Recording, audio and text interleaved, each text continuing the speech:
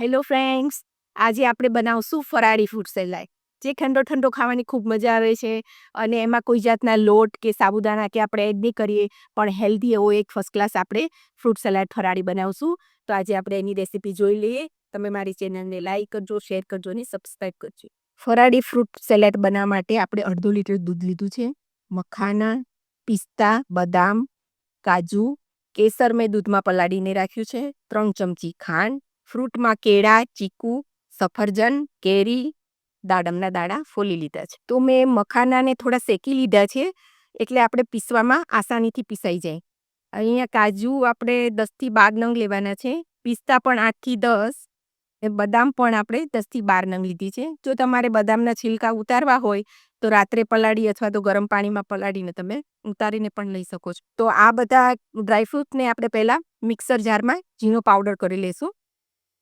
તો ડ્રાયફ્રૂટ, મખાના બધા આપણા ક્રશ થઈ ગયા છે. હવે આપણે દૂધ મૂકીશું. તો મેં ગેસ ચાલુ કરી દીધો છે. એની અંદર આપણે આ દૂધ નાખી દઈશું.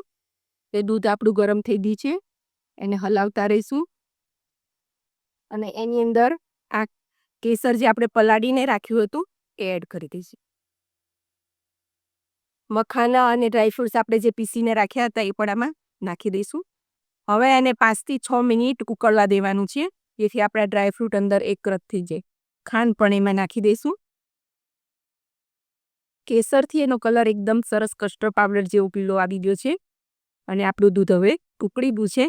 તો આપણું દૂધ રેડી થઈ ગયું છે. એને આપણે બાઉલમાં ટ્રાન્સફર કરી લઈશું અને રૂમ ટેમ્પરેચર આવે ત્યાં સુધી એને બહાર રહેવા દઈશું. ત્યારબાદ ફ્રીજમાં ઠંડુ કરવા મૂકી દઈશું.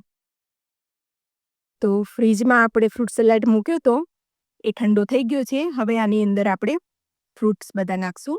ચીકુ, સફરજન, દાડમ, કેરી, કેળા બધું મેં એકદમ ઝીણું ઝીણું કાપી લીધું છે. હવે દૂધની અંદર આપણે એડ કરી દઈશું. તમારે આની અંદર દ્રાક્ષ નાખવી હોય તો દ્રાક્ષ કે બીજા ફ્રૂટ પણ તમે એડ કરી શકો છો.